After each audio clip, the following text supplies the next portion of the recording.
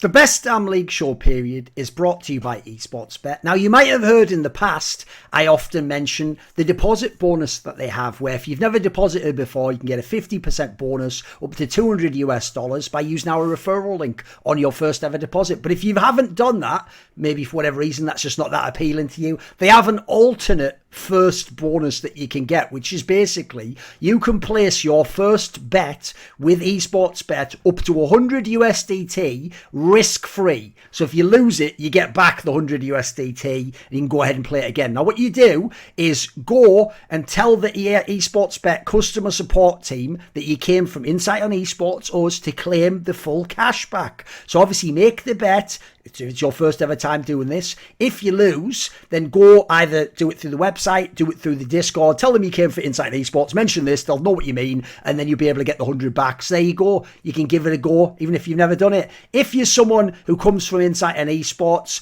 you can claim up to the full 100, and those who don't, if you don't say Insight and Esports, they'll still give you the 30 USDT back as a little bonus, but you won't get the full 100. Make sure you mention IOE/Insight and Esports, or say Thorin or Monty sent you or something like that. Obviously now, I'm going to send you to Best Damn League Show. Let's talk about some LEC. This is going to be another episode of the Best Damn League Show. Period. Key part there is the period, because it puts the full stop on it, makes it serious. We're not fucking around. Good job I actually put that. It's a good job I actually put that better intro on these episodes. I've realised I've already just violated one of the cardinal sins of YouTube. I said fucking around like 5 seconds into it, when, if you don't know, guys, you're supposed to wait 30 seconds without any cursing or whatever. Listen, we all know. That. Exactly. I float the conventions. This is what I do. Right. Let's start out with what was obviously on paper the biggest of the marquee matches, which was the Rogue versus Mad Lions one. And obviously it did end up being 5 games. It was back and forth. Like, I'll just say to start out with, Don, because I want to get your take on this. I don't want to put too much initially. All I'll say is this. This was one of those classic series where it's like, mate, even when Rogue do come through in the big game, they can never bloody convince you, can they? Like, when they won, I was saying to Monty, mate, I don't care that Rogue won this game. Like, there's no way I'd be going home to the team house, like, high-fiving, like, great game, like, we finally beat you, like, no, like, even the way they won was like, bro, they sort of let you win almost, you know. Yeah, it was definitely a very Rogue-style win. But, I mean, hey, look.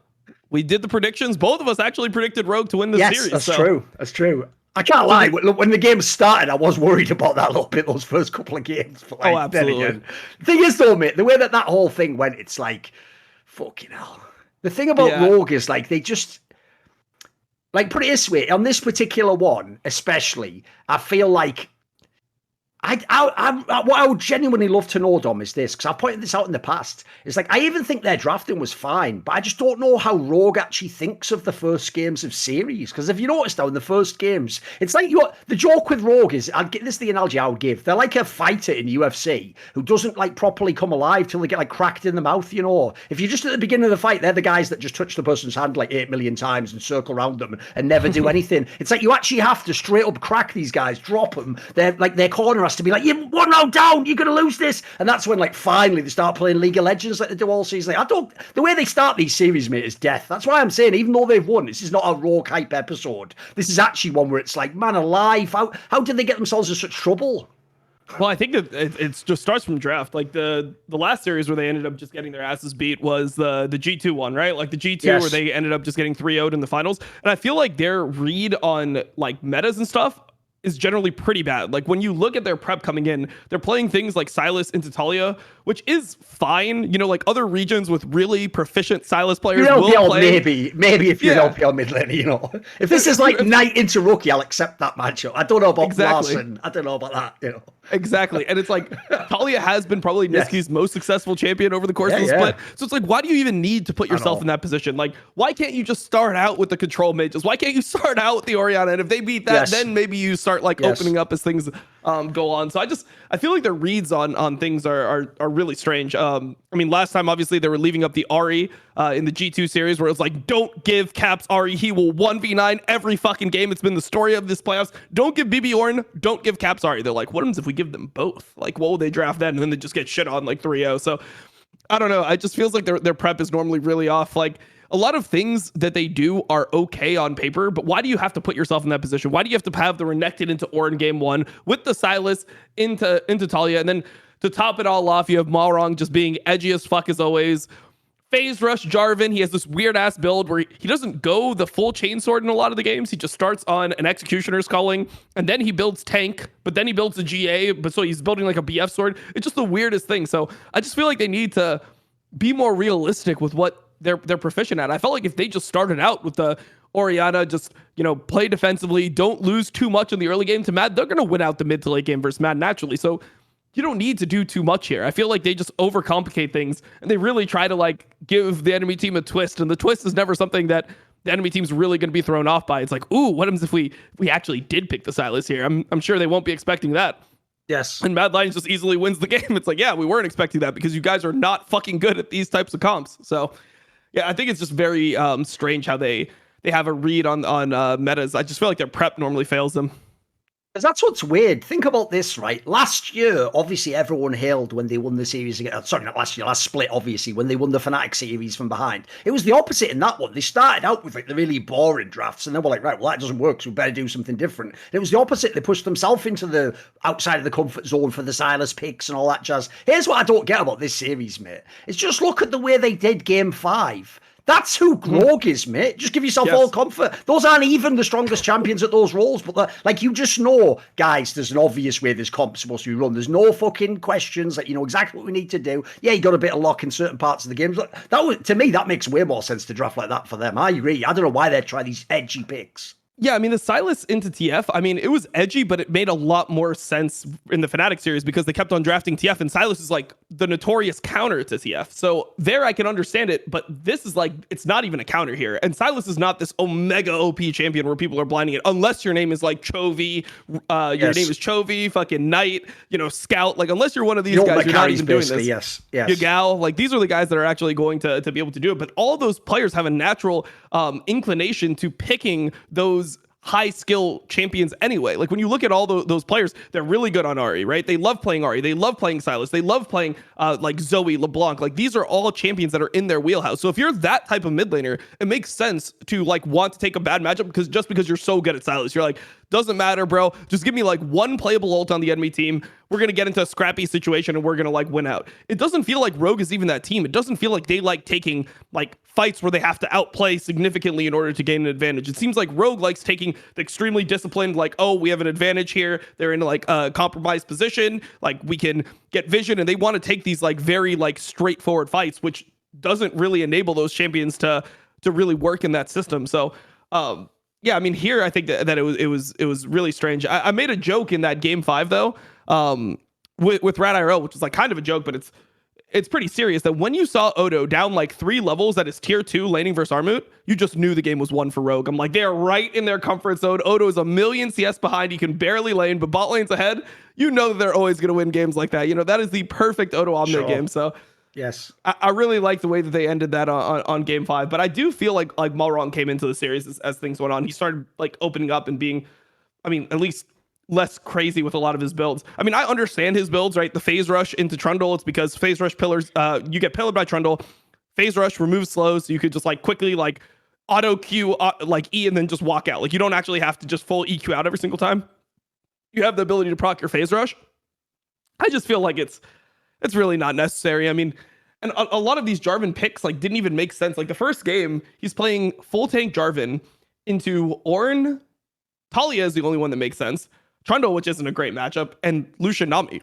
Why are you picking Jarvan into Lucian and Nami? The time that you pick Jarvan is you pick Jarvan generally into things like Sivir, the mobile champion that can't do anything. You burn the Sivir's flash one time, you ult him in the next fight, Sivir can't kite you around, use all the movement speed, any of that shit. So I just felt they seem very honed in on picking only a few champions in certain roles, and then I feel like that type of dynamic is not going to really function against G2. But who knows? I don't think G2 played their best series ever, so We can look forward to that. We and can see what definitely get happens. into that soon, yeah. One thing I will say on the Rogue side, like some positives. One thing, for example, is just as a few years back when he had to do this, obviously with the Lucian and the Silas last playoffs, but at least Larson now, by the way, actually has the Ari. The one he did not have in the spring that you were talking about. He is actually really good on Ari now, mate. Like, he can definitely play it. Like, if I'd even say, I actually think it's one of the better champions he has, because I actually noticed he will sometimes use the ult offensively, but obviously it's the ultimate get out of jail free, isn't it? If he gets trapped, unlike other champions, he's not a fucking melee range with a mage. Like, you can just get out on that. So that's a positive. Obviously, that will be a contested pick potentially in the next series. I'll also say as well, like, here's the problem I have with their game 5. It's like, I do think the draft was well done. I think they probably told the players roughly what to do. But, mate, you got handed the greatest fucking beginning to that game ever. Imagine this, Dom. Imagine in the draft, right, we're Mad Lions and we see they draft that comp. So we see their bot lane is going to be Caitlyn Locks and it's going to be perma pushing. Brilliant. We're going to go and dive the top lane, right? What the fuck was the beginning of this? Like, this dive could not have been more fucking bungled. And they managed to bungle it, Dom, where think about it. They put the Wukong behind, the Renekton behind, and you put the enemy fucking jungler ahead, and now you can't go and gank that bot lane. You could that gank bot lane, by the way, if people don't know, with the Wukong especially, you would just get like you gank that 24/7 if you could. You'd have them perma behind, right? If you could, if you had agency. At 6. Yeah, at 6 you can definitely gank the bot lane. I think this is actually something that I've noticed with Elyoya. In big games, he actually does this quite a bit. If you remember the LNG tiebreaker that they played at Worlds, he did another one. This is when he was on Kiana, and he just like completely botched the dive, and it just pretty much ruined the game. I mean, they ended up winning it later on. I think Armu dealt with it pretty well, and I don't think LNG progressed the game as well as they possibly could have. But I feel like this is something that Mad Lions has generally done, specifically with Elyoya, is they go for these like really aggressive dives and they don't have the like restraint to be like, it's not there. Like they never call it off, do they? Never call it off. Yeah. They never call it off. There's no restraint in the dive. They look at it and they're like, well, we said we were fucking diving, so let's try to make it happen. Let's see how it happens. Where at some points, like, you need to be able to be realistic with the situation. Sure, dives could have worked in scrims, but when you look at it, if the wave is not crashing at the right time, if the enemy jungler is just sitting under the turret there, I think that there's a lot of times where it goes bad. And even that dive, it could have went worse for them. Like, it really could have went worse for them. Yeah.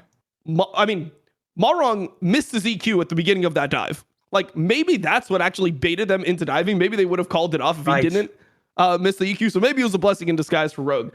But realistically, like, if you start diving and Jarvan has combo up, oh my god, like, there's a chance that Odo transforms there, goes mega, and you go 3 for 0, and then the Gnar is super ahead, not just the Jarvan. So it was just it was rough to watch for sure.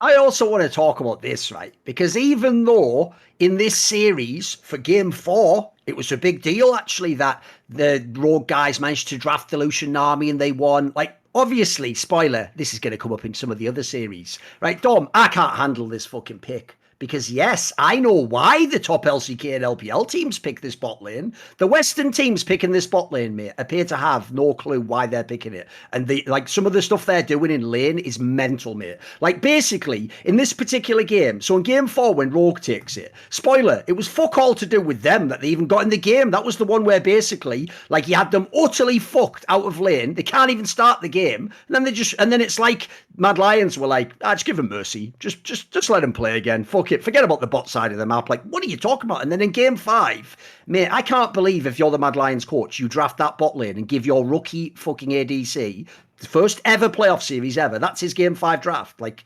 mate, what happens? Listen, obviously plenty of other things happen, but how can you trust that he's going to pilot it? Like, I think these coaches, I assume, my only assumption could be, Dom, because I don't want to say they're idiots. I just assume in scrims it just goes a lot better and that this bot lane just looks awesome. It doesn't have the problems. Because when I watch all the top teams in the West play in these games, mate, it's not looking good. It's looking like they have so many times where they almost like kill themselves with these picks. Yeah, the Lucian. Okay, here. It's time for the Lucian Nami rant because I feel like this is actually misunderstood. I know LS hates the Lucian Nami. I actually like the Lucian Nami, but Lucian Nami, it scales with your skill at it. And the thing that's really weird about watching all the LEC Lucian Namis is they all take press to attack, which means that they're probably stomping lanes and scrims. They're being like, oh, with PTA you can actually get an advantage. Whereas when you look at the Eastern Lucian Namis, almost all of them take first strike. There was a little bit where Gala was taking PTA. He was the one that was holding out. But now when you look at it, Viper, Jackie Love, you have Ruler, who's super famous for it. Like Ruler is the one that started taking the first strike, I believe. And they all take first strike because they play for mid game. They play for the one item spike, where it seems like when you watch Madden, like the more egregious one wasn't even Mad, it was Fnatic. Like Fnatic's fucking Lucian Nami, that shit was horrible because the way you need to play it is you play for the mid prio, right? So you play for the ability to force them out of mid before key objectives. So like, I mean, maybe if it's 2 minutes before Drake, you can always cast it, see if you can get a kill. But the whole idea is that the Lucian Nami has the ability on one item for both. So you share a lot of gold between the Nami and the Lucian. Once you have Imperial Mandate and Gale Force, if you just have control of the mid side bushes, so the line brushes on either side of mid, what you can do is as soon as the enemy team tries to contest the mid wave, like they could be literally at their turret. You dash over that wall, you proc your W, which gives the slow because of Nami's E, and then you just culling them down, Gale Force, finish them off, blow the flash, whatever. And then the way that you're supposed to use this in the mid game is to get complete vision over Dragon. And one thing that Eastern teams prioritize way more than Western teams is they care about vision way more. When they have vision of an objective, that means that they'll be willing to like take a fight where they're 3-4k gold down, 5k gold down. If they have vision over the objective, they view it as like you can almost take any fight that you want because of just the advantage that it gives you, the ability to one-shot people. And just in general, when you see their setups, they spread a lot more like thin across like multiple different angles. When you see an Eastern team, they'll have somebody sitting in a pink warded bush, like maybe at red, then you'll have another guy that's like sitting potentially flanking over towards mid, or maybe in one of the brushes around mid, like Pixel or the banana bush there. Then you'll have the other three contesting from like straightforward. So you have like the front to back, and then you have a double flank if they potentially engage. And they're so much more willing to pull the trigger. And when you have Lucian Nami, you get insta mid prio, right? Like you just culling, enemy 80 carry is chunked. Even if they have like a Lulu or whatever, they shield, they waste ult, whatever, you get a bunch of prio right there. And then you don't use the Nami ult in these fights. You wait with the Nami ult. Oh, I have a take on this. Come on, keep going. And you just throw the Nami ult at the choke. You literally don't try to hit Nami ult. Yep. I feel like Nami ult is baiting these Western teams so hard, where they see like Nami ult, they're like, our Lucian's going in, cast the Nami ult, and they just try to throw everything at the guy. Where it's let me get this, because here's the thing. Sure. I actually had a mini rant like this on exactly this topic, Dom. Because you know what? Obviously, I know the way my bread's buttered, mate. I stay where the things I know about the game in my wheelhouse. But you know what? Just like I've ventured opinions in the past on the Pike, people might not know this. I have played thousands of games of Nami. That's one of the few champions I've actually played loads of games of, right? And here's the thing, Dom. That is so insane that I was watching pro players do that. That is like bronze, like first time Nami level shit, where you use the ult to engage, or you use it to like on the first guy, like I'm not talking, like the first guy's just like in front of you, so you just ult him only. Like, what are you doing? Literally, the number one tool of that is it's one of the best disengages in the whole game. You never save it to disengage in these fights, though. They've never ever been using this ever as a disengage. By the way, it would be amazing in some of these fights like a dragon and shit. Secondly, like you say, especially when you have these comps where you have like the fucking mage mid lane and you want them to come into a fucking choke, save it for that, for fuck's sake. And then thirdly, if you're just gambling with it, don't use it. It's one of those ones you use when other people are like stationary, they're caught, there's 3 people, you want to do obviously you want to hit loads of people with it and have a massive impact. They're all just firing it, Dom. Dude, they fire the Nami ult like a Talia fires the wall at the beginning of a fight. They just throw it out there and then start fighting. And I'm like, bro, this is one of the most powerful tools you have. This is what I was gonna compare it to, because I thought we were gonna go into the Lucian Nami rant. Like when I had the show planned out in my head, I was like, we'll probably go into the Lucian Nami rant when we hit Fnatic, because that was like the super egregious ones. No, but we've triggered it anyways. Let's go. So we already triggered it. So we're in the mix. So the dynamic there is that you have Lucian culling with E, which becomes like insane poke, and then like what do you need when you have like any type of poke? You need disengage. That's the other side of the things, because when you poke them, like, the counter to poke is to engage on the person that's fucking poking you, but then you have Nami ult, and then you obviously have Lucian dash, and he's pretty mobile himself. And that is like what you're supposed to be doing. If you want an example of how to use Lucian Nami, look at JDG versus Top Esports Game 1. The game where like they were losing in lane to the Draven. Look at how they're able to use that combo, and look at the way that Missing uses the Nami ult. He just throws it at a choke. Like it's so beat into him by his coaches that he should be throwing at a choke that like that in situations, even if it's not going to hit anyone, he will always fire it at the choke, because just the ability to prevent people from walking through it for that amount of time, just the fact that they have to walk away from the choke will give you so much time to engage on the other people that are split. So, man, this Lucian Nami thing, like, they just don't play it well. They don't. You can also zone, like you're saying. You can absolutely zone a fight out completely, of course. I mean, that's the thing is like the Nami wave is literally perfect. Look at all those entrances to Dragon. Like, look at even the it's bottom about the exact entrance, size of the wave. It is literally just perfect size for every single one. It's like the guy that invented the game is like, how big should we make Nami ult? And he just like measured the fucking like pieces of terrain. He's like, yep, that's the width of Nami ult right there. And I can't see them keep on throwing it mid. Don't use the Nami ult mid ever. Like, I would be like, never. Like, if I was a coach, never use it mid. By the way, here's the follow-up rule to that, which I agree to. If I ever see you just throw it randomly mid, like 45 seconds before Dragon, like, you're just out the team. Like, you're not allowed to ever play Nami again. Like, what are you doing? Like, that's also mental, mate. It's so tough to watch because I feel like the players are good, but it's the players that are playing Nami are just not Nami players. Like, think about the Nami. No, exactly. Like, I was looking this up, dude. I actually genuinely checked before this episode. Have people like I knew Trimby had played a couple of games, but like, they've almost never played the champion. Like, dude, he's played it like 9 times or something. Like, this is a really smart player, by the way. I consider him actually quite a cerebral support. Like, these guys, these are some of the best supports we're talking about in all of Europe. Like, we're talking about Hillesang, we're talking about fucking. But that's the thing. They're just not. They're not. Their brain isn't tuned into the champion, though. Like I say. Trimby is like the only one that I would be like, you know, he's more inclined towards the enchanters. I think he's just better at them than the rest. Yes. But if you think about all the great supports in Europe, they're almost all engaged players. They are. You look at Kaiser, you look at Mickey X, you look at Hillesang, they're all just really good on the engaged champions. So they're just looking for like picks. Like, their mind is like, it's just how support works in Europe. I mean, if people don't know, that's how even Mithy started. He was a Thresh player. That's what always an Alistair player. It's all about just getting a pick, like you say. Yeah. Yeah. So I mean, when I'm watching this, I'm just like, dude, I feel like you could just. It's just so upsetting to me because I feel like there is the example of what to do with it, like right there. Like, Ruler plays so much of it. Like, I mean, it was banned eventually, but all the games before it was banned, just look at those games. Look at how Ruler and Lehens are playing it. Look at Jackie Love and Mark when they play it. Look at Viper and Mako. Just look at the other people playing it. It's right there. They will teach you how to do it because they're practiced on it. How do we not know that? Like, I shouldn't know that if you like. I mean, if I know that, you guys should definitely know that. So I feel like maybe it's choking. Maybe it's just the players being like, yeah, I know that, but like, there's always exceptions to the rule. It's like, as a jungler, right? If somebody says we're playing strong side bot this game, it doesn't literally mean you can never go top. Like, you can go top if you think you're going to get a free kill and be able to snowball the game.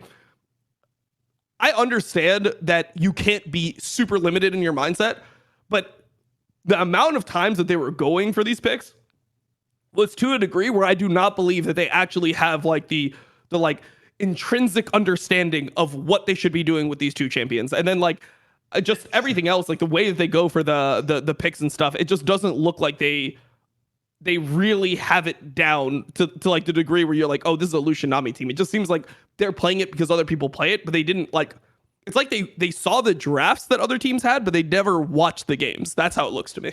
The other thing I would also say these Western players do with the Nami, especially, dude, is it's like it reminds me of a classic mistake that actually happens in professional Counter-Strike, which is sometimes you have players, if they're not veterans, where they just like use the grenades too early in the round, basically. And the reason you do that, right, is because when you play in matchmaking, you're on your own and you're having a solo experience, you don't want to have that feeling of like, oh, I died like grenades I could have used. Like, you want to be like, oh, I want to get them out and then I want to have like a fight as well. It's like a feeling like you're being efficient with what you've bought, because obviously in Counter-Strike, like it takes money from your inventory, etc., when you buy the items, right? That's what I think these guys are doing. I think the reason they throw the ult instantly is they're so scared that like the fight happens and they forget to ult or something. It's like, you idiot, it's literally the opposite. This is one of those champions, a bit like old school Orianna in a normal 5v5 team fight. You're purposely holding that ult because it's the whole mechanism of what you're going to do in the fight. Like, the reason you're not going to forget to do it, mate, is that's all I want you thinking about most of the time. That you're just going to be considering when's the best moment to throw this ult, because if you do it well, it's going to be amazing. But the joke is, like we said, if you go and watch all the Western armies in all these games, you'll never know what we're talking about now, because they never ever do that. It's just at the beginning they throw it misses everyone, or it bumps one guy, and then and there's the other thing, dude. They'll also throw it on disengages that don't even disengage us, and it makes one guy bump and they still catch you and kill you. It's like, why are you throwing that ult then? Like, it's not magic, you know. It only bumps the person it hits. The amount of Nami ults I saw mid lane, specifically in the Fnatic series, it was blowing my mind. Why are you throwing it mid? Mid is like one of the only places on the map where Nami ult can be easily like walked away from. Like, it's one of the only locations on the map where you just can avoid it by walking to the top or the bottom of the wave. So For me, man, I was super triggered watching these Lucian Namis. It's just not it. I want to talk to some of these guys. I want to just slap some fucking sense into them. And you know what it is? Oh, you know and here's the other thing as well, dude. I'd understand if it was like, like the whole Gwen situation at MSI, where it's like you either played Gwen, spoiler, that just means you had a chance to win, or you just had to come up with like theories of like, maybe this counters it. I think I'll play this. Vladimir, right? maybe. This is worse, dude, because at least now you can just handshake the bot lane. Like, they can have like fucking Zeri, and you can have the Sivir or whatever. Like, you don't have to pick this Lucian Army bot lane. Like, I feel like you're forcing this, guys. Yeah, I mean, one thing I'll say to Mad Lions, I think that they have an advantage over some of the other teams because they actually seem to play all the meta champions. So even though their Lucian Nami is not great, they'll play the Sivir, they'll play the Zeri, and which is like the handshake, right? And then the counter to the handshake is if you have a Draven player. That's like the key. You have Draven, that layers it on top because you don't want to be playing like Sivir Yumi or some shit into Draven Nautilus with like an early pressure jungler like a Poppy or a Trundle, because then they're just going to come bot and they're going to explode the whole fucking game. So Mad Lions is going to get a Draven ban probably the entire playoffs. I'm sure, Fnatic was banning it versus XL, and Patrick is like not the same Draven player as Unforgiven. Unforgiven was the one that was having all those Draven games during the split where you look at the gold and it would be like 19,000 gold to 1,000 gold. The guy actually has not left base yet. He has a 16,000 gold advantage, and he would just like auto the fucking 80 carry one time and explode him. He's never gonna get Draven. So that means the enemy team has to ban Draven every single game, which means that then you should be able to get an ideal situation because you're already able to predict the draft to such a high degree. Like we saw Fnatic banning Kalista, right? And that's another pick that he can play. So he can play all 5 of the 80 carries that are really prevalent in the meta right now. Draven, Kalista, Lucian with Nami, Zeri, Sivir. Those are the 5. You can play all 5. That's like the fucking infinity gauntlet of bot lane right now. And almost no one worldwide is actually able to play all of them proficiently for their region. I mean, obviously, if you put these guys into like Ruler or something, like he's probably just going to dick them and they're not going to be like the Draven players anymore. But for the region, for the context of LEC, he actually has he has like the biggest toolbox to go into these drafts with. So like I said, my problem was just I wouldn't have put him on the fucking Lucian in game 5, man. I think you have to remember people to already experience like, unless he asked for it, like that's different. If he was like, give me it, but then. But if it's like one of those ones that's like, look, would I can play this? Like, nah, I wouldn't have done that, man. That's not the move for me. Yeah. I mean, I think a lot of it comes down to like the fact that they were doing well with it early in the season, or like they're winning the games with it early in the series. So maybe they thought like, okay, well, if we go back to that same type of draft, and if you go purely theoretically, it is solid there. Like, I agree. It's not great into Caitlyn, Lux, and lane. Like you should lose lane, but that's not even the point of Lucian Nami. The whole point of Lucian Nami is that you hit one item and then they can't do anything to you because like. Think about the only disengage that Caitlyn Lux have when they start holding mid lane at like 15 minutes. All they can do is Lux bind, but you have cleanse. So if you're a good Lucian Nami player, that means you're just getting fucking flashes, Gale, like you're just fucking destroying them once you get to that point of the game. And then obviously it was harder for them to get to that point because they literally were just the Lux Caitlyn were able to dry hump the turret the entire fucking game because of the fact that Mad Lions went for that egregious top dive where they all fucking died. That just opens up like a 2-minute window where Caitlyn Lux could just do whatever the fuck they want. They didn't even have to like pretend to respect the enemy jungler. So I don't think it's the worst call in the world. I'm not like super against it, but yeah, I mean, it definitely did not end up panning out. So let me set up the shit-eating petty question that I have to ask because it is the brand of the show. So Dom, theoretically, this must have been one of the all-time great upsets in Western League of Legends, right? Because you had Larson isn't even an all-LEC player. You had 4 first-team all-LEC players on Mad Lions and the coaching staff of the split. So logically, and what else? Lose, what? MVP. And the MVP, yeah. Sorry, this was the MVP. Yeah. So like every factor says Mad Lions probably just 3-0'd this series. So what happened? Yeah. It was, well, I think that it just shows, I mean, it is what it is. Armut must be literally a fucking iron player. He must be worse than Thorin first timing top lane. There you go. In a fucking competitive match for this to occur, because it is just insane to think about. 4 out of the 5 best players, best coaching staff, and the most valuable player. Oh my God, our mood is so should be a slam dunk. Come on. By the way, God, obviously Dom is joking. Like, he isn't actually that player, and obviously those. But with that said, though, I will say, mate, I'm like a designated Armut hater. That game 5 was like porn to me, mate. It was just him walking around like the fucking jungle all game long as Renekton doing nothing because he was behind from that shit dive that they did. He's never done anything in this game. He's just doing nothing. I mean, he was ahead. Like, they were able to then, like, I mean, he was the one that actually had agency. He was actually really strong in the game. He had all the kills, yeah. But then at the end of the day, it's like you're playing Renekton into fucking Kate Lux. Gnar. Yeah. Good luck, man. Good luck. You can't walk through anywhere. Like, you have to try to go for these crazy flanks. Dude, I want to ask about that, actually, because obviously we're seeing tons of Renekton drafts as well. Here's the question I have, though, Dom. Right? I feel like I'm back in time, like 8 years ago, and people are just drafting for lane or something. Because some of these Renekton drafts they're doing, Dom, it's like, how's he ever going to get into these people in a team fight? It's just going to get evaporated immediately. Like, it's not the old school, you know. Like, there's so many abilities now. Like, you don't survive 10 seconds in a fight as Renekton, mate. Yeah, you can't frontline on that shit. Yeah, I mean, it's weird, right? Because it's another thing where I just feel like they're drafting because Asian players are drafting the Renekton. They look at the Renekton, they're like, oh wait, Renekton is actually good, and then they try it out in scrims, and in lane the Renekton is doing some work. So like, okay, this is not bad, but they just don't have the proficiency to play Renekton. Like, part of the most crucial parts of Renekton are understanding how to flank. Like, you can get engaged on really easily on the flank. Like, you don't have a million dashes. You're not a super mobile champion like a Gnar, for example, that can, like, you know, proc his hyper, be running at 10,000 movement speed. You actually have to be, like, smart about which angles you take.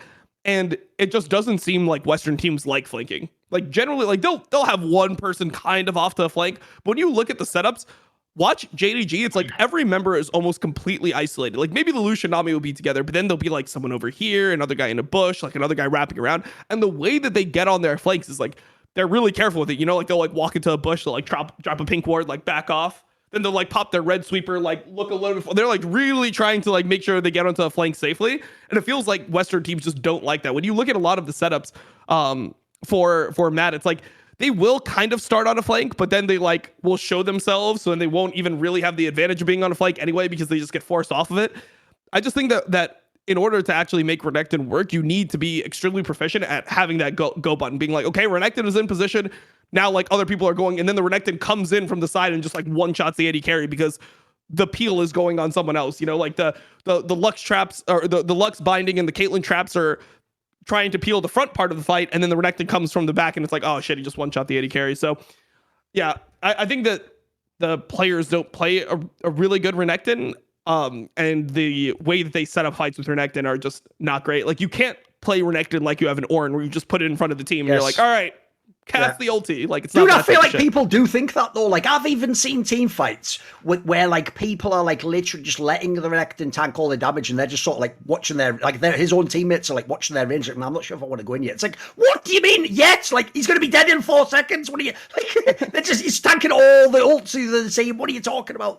I feel like that's what I can't handle, because again, to me, it's like, mate, you can handshake top lane as well right now. You don't have to force this. One of you can be on, the other one can be an R or something. Like, there's a whole bunch of picks right now that you can have. You can even have the fucking Sejuani top as well. There's all sorts of picks you can do now, mate. You do not have to force this. All I'm saying is, if JDG was playing that comp that Mad Lions had in Game 5, I think they would win. Oh, they would destroy that game, mate. Yeah, I absolutely agree. Because when you look at the backliner, that backline is so vulnerable, right? They have Orianna, Caitlyn, and Lux, and what do they have? They have Sylas that has a Gnar ult. Fucking broken. By the way, like, a lot of people refuse to leave Sylas up if Gnar is in the game. Like, that is just like one of the rules. So like, if you pick Gnar on 3, let's say you're like red side, you pick Gnar on 3, and then you have the 4 or 5 bans, you normally are banning Sylas, even if the Sylas has a bad lane. Like, let's say you have a Azir or one of these champions that's supposed to dick a Sylas in lane. The mentality in the East is that nothing dicks a Sylas in lane because he can just go Doran shield and farm it out. Yep. And when he gets to the team fights, he's going to be strong anyway. If you have a Wukong that can just flash ulti, you have a Renekton that can flank, and then a Sylas with Gnar ult, it's so hard to play like triple squishy backliner into that shit. Like, normally you can't skip. Yeah, you're gonna be stuck, aren't you? You're just gonna get wrecked. Yeah, you need Lulu, you need a top laner that can like really, really front line. You need a Sejuani or some shit. You need like massive peel on the team, and they just don't have it there. So I feel like that it can work. I don't think Mad Lions got out drafted. It's just that in reality, like, they are not that team. Like, they're just not that guy. They are like they're pretty good at early game generally. They're one of the better teams at snowballing advantages in Europe, but they don't have that like team fight precision where they just know instinctively when they get into one of those situations when they can go in. They're still like feeling it out when they get there. Like, all right, I'm on the flank. Can we go? I don't know. There's Caitlyn traps here. Oh shit. Like, oh, they saw me. Okay, I'm backing off. I guess give the dragon. They're that type of team. They're not like we know exactly how to set these fights up yet. So they're almost there, you know, a little bit of practice. Maybe they can review these games and do better at it next time. But hey, look, they made Worlds anyway. So congratulations to them. We'll swap over and talk about G2 Misfits. Now, the last thing I have to say on the Rogue one is just that, like, I also think the Game 5 locks that you saw from Trimby, like, that's why his champion pool is always a factor if you're Rogue, because, like, mate, that was, the amount of damage that was doing was mental. At one point in time, I think he had, like, more damage than the entire enemy team, and you could see, if he basically just did the lock salt into a choke and it hit someone, there'd just be, like, 25% of their health immediately. Like, you couldn't ever engage for an objective, basically. Like, it's a pretty nice tool to have in your back pocket. Not bad. Right, let's do it then. Let's talk about G2 Misfits. Because I have to say, all of these series, what's funny is Fnatic XL's the only one that I actually expected to go the way it went. Like, the sad thing was, Rogue Mad Lions, I actually hoped, by the way, whoever won that just dominantly beat the other team. Like, everything looked super coherent, and therefore we had sort of like a true contender to play against G2. But even then, right, as much as everyone else I noticed in the whole scene is like, no, it's fine, G2's still far and away the best, they're going to win. Like, dude, this actual series took a little bit of my confidence from G2 away. Like, there were parts that looked really good, but I thought Misfits, despite the fact, like, on paper it's just a 3, Misfits was way more in this series than people give him credit for, I feel like, dude. And I feel like if they misplayed some of the games. I think this could have been a Game 5, for example. Like, I think G2 opened the door a few times. Like, there was moments where they looked awesome, there's moments where they looked really shaky to me. Yeah, there was definitely a lot of weird moments. I mean, I think you had the same problem that you had the other series where the Lucian Nami game, like we just talked about, did not look good at all. It looked like they had no clue what the fuck they were doing in that game for G2. So when you look at that draft where they have like the TF and then they have the tank top and then they have, you know, like the Vi jungle, you're like, oh man, this Lucian Nami actually has you have to have a like good Lucian Nami, because if they're behind, your team is fucking shit. You have no damage, right? So that game was really weird. And then game 3, I thought Jankos just got caught way too much. It was like, he kept on just like doing really weird things. There was that fight in game 3 where he went like over that wall towards like mid tier 1, which is like no man's land. Like, you are taught as a pro player, never fucking go into that choke. That is the choke of death. Like, if you try to commit there and the tier 1 turret is up, you're instantly going to die. He gets caught. You know, the Tahm Kench has to ult him, and then suddenly the Skarner just jumps his Kalista. And, you know, the whole reason that you have the Tahm Kench in this game is not because it's a great pick with Kalista. It's because it specifically counters the Skarner that Zanzaro was forced onto in the game. So when I was watching this game, I thought Jankos had a lot of, like, uncharacteristic mistakes. And, you know, Caps had to go into God mode and carry a couple of these fights. But that being said, the reason why I don't hold this against G2 too much is because it felt like they actually gave Misfits everything they wanted, which you can make a whole like point on that where it's, is that good drafting? I mean, you're banning out the Poppy Trundle and you're giving them literally the fucking tank top that they want, plus like a jungler for Zanzaro that works for him. So a tank like Sejuani or Skarner, Vedio's getting every pick he wants, and like the enemy team is just getting, you know, an enchanter, bot lane, whatever. You can make the argument that is a bad draft, but Misfits is so much worse if you actually deny them from this. So they beat Misfits at Misfits best. So, I mean, that's like part of the reason why I'm not going to hold it against G2 too much. I think they had like counter strategies to it. Yeah, that's fair. But in reality, I think that when they play against teams that are better, they're going to be more precise with their bans. Like, for example, their next match is against Rogue. Rogue played a ton of Jarvan. I assume that they're not going to be giving free Jarvan picks unless the game is like terrible for Jarvan. You know, like unless it's you have Zeri plus Ari plus like all these mobility champions out of everywhere, and they have like a good jungle matchup. They have like a Poppy or something. Then I think that maybe you'll see them opening some of Rogue's key champions. But for Misfits really just got everything they wanted. The thing is, as well, I have to say, if anyone thinks we were like hating on Misfits, well, and again, we have another split where we're saying like they probably can't win any best of 5s. They're not going to win these best of 5s. You can get draft them. You can just crush them before the game even begins. Like this series actually on the Misfits side is why they could never win, because as you say, they were served up exactly the formula that they got all those wins with and they got into the upper bracket with. And mate, this is one of those moments where I know this will sound counterintuitive, because on the one hand, if you're the coaching staff of the split, part of it should be like you teach the players. But like, mate, the coaching staff seem to do a great job in the draft. Sometimes those players, I'm not joking, dude, I don't think they actually do know that this is the formula. Like, they would even be ahead and have agency in games, and they would just continually force like small skirmishes. Like, what the fuck? Like, what? Just scale. Like, you're in a better position. Like, it's like they were just giving back any advantage they had, I felt like. Yeah, and then I also just think that there's experience that comes into play with it. Like, they don't have players that have played a lot of best of fives. Like, who's the most experienced player on the team? It's like Neon, I guess, at this point. Yeah, logically. Yeah. Must be. I mean, they haven't played a lot of best of fives, and you could just tell that there was crucial moments where where you could see the leadership of G2, the veteran quality of G2. So specifically in that game 3, there was that situation where Caps kind of got caught at Baron, and they were able to actually get onto him without the Tom Kenchult, and they get Baron, and Soul is up for G2, and G2 made that shot call, sit in this line brush, like they're gonna have to face check us. They're running across the map, sprinting to the Soul because they don't want to give it up. They get the fight in line brush, they kill 3 people, and suddenly they just end the game. So those are the moments where it's like Misfits was almost there. But I mean, that being said, this is a much better performance than anything they did in spring. Even though they won a game versus Rogue in spring, that was like the game where Larson pulled out the Kai'Sa mid, which it just didn't look like a Larson Jamie. It's Larson Kai'Sa mid. Like you kind of know what you're getting into when you say those types of things. Like if Larson pulls out the Kai'Sa mid, if he pulls out the fucking, it's the first time, it's not going to be great. Aurelia, like exactly. You know what champions Larson is just going to fucking be useless on. So that game I didn't really take that much away from. That was like a very commanding Rogue 3-1, where this one they actually were battling back at points. They were outplaying G2 in specific situations. So I mean, sure, that was coming off G2 mistakes, but before they weren't even capitalizing on mistakes. So you see a little bit of progression from Misfits. I think that they definitely overperformed my expectations in this best of 5.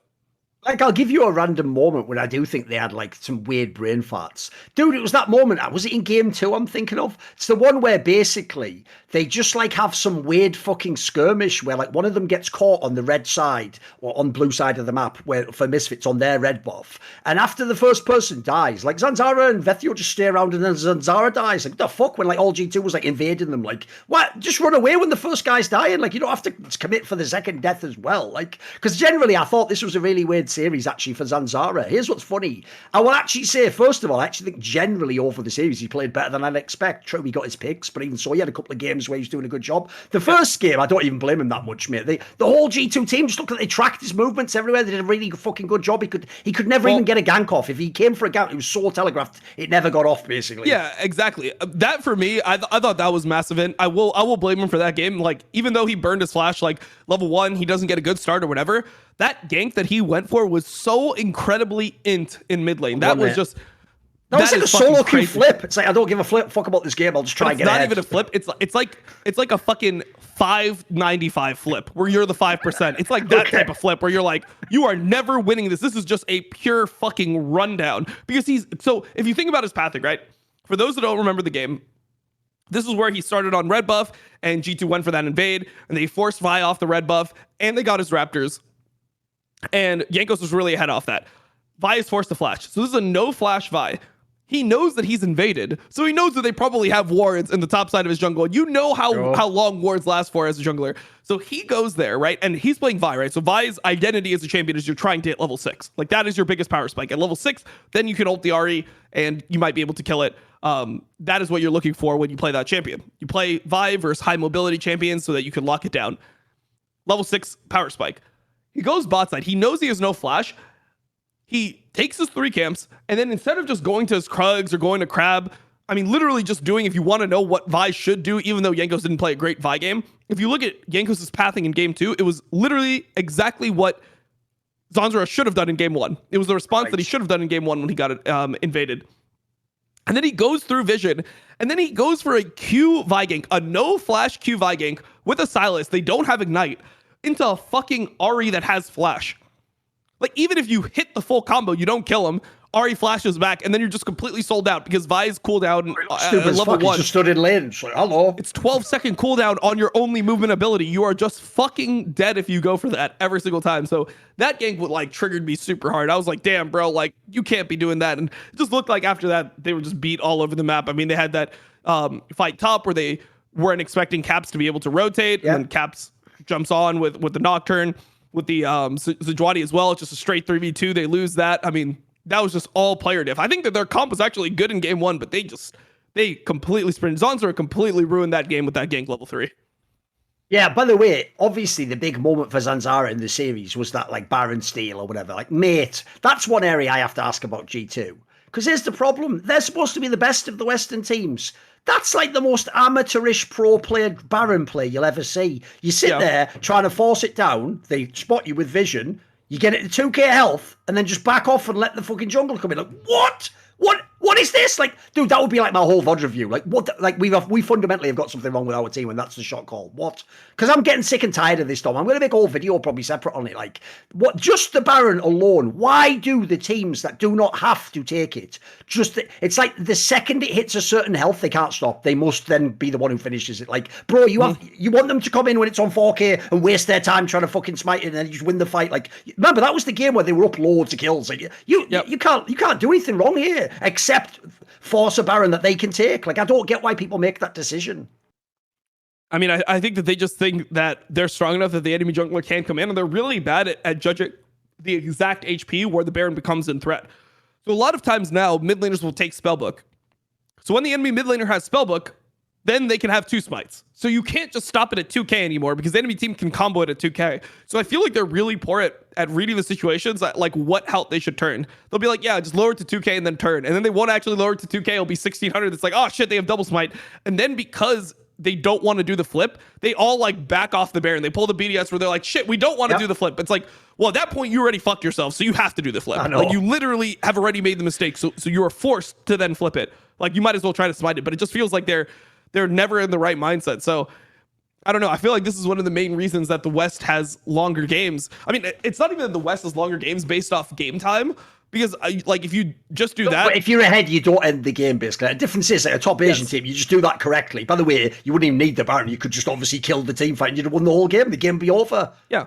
It's that they always misexecute the Baron. So people will always be like, but the game time isn't that much different, because they'll look at like the game. Like, I don't know if you watched the JDG versus Top series. That was a fucking banger series. That was like, dude, if you were watching this right now and you only watch EU and you want to see one of the best series played, I think in the last 5 years, JDG versus Top. Like, that might be for me the best series of all time. Like, the amount of it's like there's swings in the game, but the way that the teams create the advantages to be able to make the swing happen, the way that they play around the objectives, the way they use their vision for team fights, that is why those games extend. When a Western game extends, it's because the team that's winning doesn't know how to like properly execute the end of the game. They'll fuck up a Baron, or they'll lose too many dragons in the early game, then they won't have soul. They'll have too many melee champions on their team, so they can't siege easily, so they don't know how to like get themselves in the position where they actually break the base.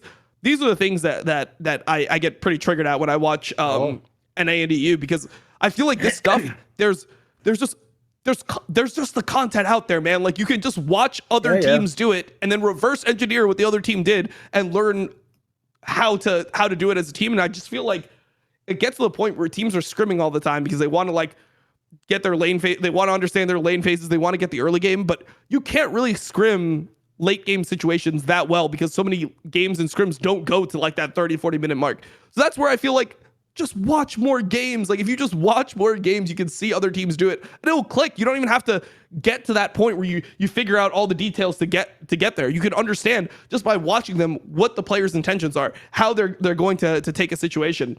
So, I mean, the content is literally out there. I want to see teams make better decisions around objectives, because I think that you can really just reverse engineer what other teams do, and you can have it down to science based off that. Obviously, we'll get to this when we get to the XL Fnatic series, but like, XL was in my mind the whole time you were saying that whole rant as well, mate. Because if I had to say in general, one of the biggest gaps between the West and the East, it's being able to end the game. In the West, mate, people are so fucking clueless. Like, their decision making is so whack. So we'll get to that later, because obviously like that fucking series melded the shit out of me. But on this one, okay, to wrap up the G2 topic, my main question would just be this. So let's just look to the G2 Rogue series already, right? I will say, I assume everyone, I'm pretty sure, I don't think anyone is going to pick Rogue to win this. I think everyone has G2, because even just historically, G2 was always the fucking, it's clearly the one that like, they say it themselves, like the Rogue players have some sort of mental block against Caps and Yankos / the G2 name, it seems like. And I'd imagine that will probably continue. It seems like it did generally. So here's the thing I would ask you initially when we set this up. Are you generally going G2 on this one? And if you are, can we initially shade in like what edges or what chances do Rogue have before we hit all the like strong points of G2? So do you have G2 as the one who's going to win? I have G2 as the one that's going to win, but mainly just because I just don't believe in Rogue. It's not like there was anything that G2 showed me where I'm like, this is their like distinct advantage in the games. I just think that Rogue is not playing at a super high level themselves, and Rogue just doesn't seem like the team that will ever clutch out a series where they like shouldn't win. So it's basically the same vibe as to why I had Fnatic beating XL in exactly the way they did in that series. Yeah, on paper, everything tells me XL could win, but I sort of knew. I even told my Discord after game 4, they're not winning this. Like, come on. Yeah. Well, I mean, I said the same thing, and that's the thing about predictions is you can't go pure off like what should happen. Like look at Jensen. Jensen had great reasoning for why Mad should beat Rogue and why Fnatic should just lose. And XO literally should never have been able to beat Fnatic. No. Or should never have been able to lose to Fnatic. Sorry, you lose. Yeah, you should have 3-0'd them. Yeah, they should have 3-0'd them. If you look at the games, everything that XL does super well, like their precise early games, the way that they know how to play out the early game fights, that's what Fnatic does the worst. Fnatic can never do those things well. They mis-execute all over the place. They literally look like 5 solo queue players without comms. They look like 5 really good solo queue players that are not playing with comms at all. So XL should get every single advantage in those games. But you just look at the plates, you're like, I don't know if they have it in them. It's one of those things where you just don't believe in the players. And I've said this before. I'm never gonna believe in Rogue until they win a championship. Like, call me a hater all you want, unless they have like they play a split with like ridiculously clean macro where I'm like, oh my god, they're so much better than everyone else. Unless they're like Gen G compared to like T1 and LCK this year, where it's like they just look so many levels above the other teams that it's almost inconceivable that like even choking or player skill will even come into it. Just the team practices, the way that they play the game is so much higher than everyone else that they're just going to win by that themselves. Unless Rogue has a split like that, I'm never going to believe in them versus like a team that's generally clutch. Here's the thing. I definitely get you because I obviously have the same concern myself. And I'll even say that is the one part I do think is legit about people who didn't ever believe in Rogue, right? I do think if you look at like just the raw regular splits they've had, they have earned status as like elite team, contender, that sort of thing. But the problem is, even in the splits, dude, where they were winning 12, 13 games, it would always be where you look on the schedule and it's like, fucking hell, they're winning 8, 9 games. Well, this is fucking insane. All you do is you look on the schedule, wherever the big marquee matches, where it's like they're playing G2 on week 8, if they win this one, they're for real. That's the game they always lose. Even if they're only losing 3 games a split, they always lose that game, which it means that even in the regular split, you have that sort of reservation of like, but if there's pressure though, if it's a team they know can beat. And so then in the playoffs as well, this is the other thing. I'm sorry, they have yet to basically have that iconic series that proves they can be the champion. Like, people thought they had it last year, this last split, because of the Fnatic one. But the problem is, because Fnatic themselves then tanked, they basically have never recovered since. That doesn't really get to count as much. Even if you go back, remember, they thought last year in spring they had it when they beat G2 in that like fucking low bracket one. Turned out that G2 wasn't amazing. So unfortunately, even though, I'm retconning some of this, like, I'm talking about looking fairly through history, they've never had the big moment where it's like here's the thing, you don't have to win the championship. Let's say they never had like a big upper bracket final where they just 3-0'd someone clean. That would at least give you like, oh, they could do this in a final though if they get together. Because they've never had that, I always feel like when the big moment comes, and this is going to be another one of them, I agree with you. Essentially, if you just have to pick based on like character, you have to go against Rogue. Until they show otherwise. If they can come and do it, then then maybe we all get baited into picking them for the final again. But right now, obviously G2 has to be favoured. I mean, even when I said the flaws of G2, they had moments, they had halves of games that didn't look good, but then when they looked good, they would just crush you. They just kill you. And also, by the way, here's the difference in all the carry players in the LEC right now. The other carry players have games where they look nervy, or in picks, they're not quite as Dude, Caps looks like he is fucking in floor state right now. Like, he just roams whenever he wants and gets a kill with someone in the jungle, mate. It's like, he is absolutely like the apex predator of the LEC right now. And you can tell the other players on the other teams know this. Like, he's one of the few fit players I actually think like puts fear in the other players when they see the fucking nameplate or something, because he's back in form, mate. He's a monster. Yeah, he's back in form, and he's also just super clutch.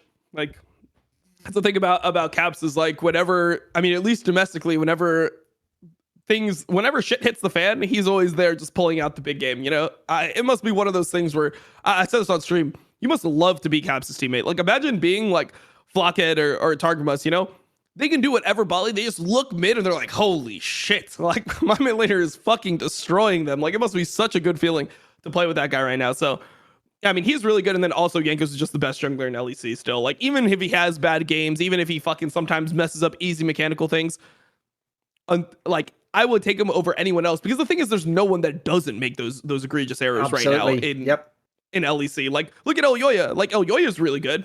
If I were to plan for the future, I would probably take Elyoya over Jankos, because I think that in certain metas he could potentially do more, and he probably has much. It's more years to play and all that jazz. He has more years to play and all that stuff. But if you look right now, who would you rather have in the clutch moment? I'm taking Jankos every time.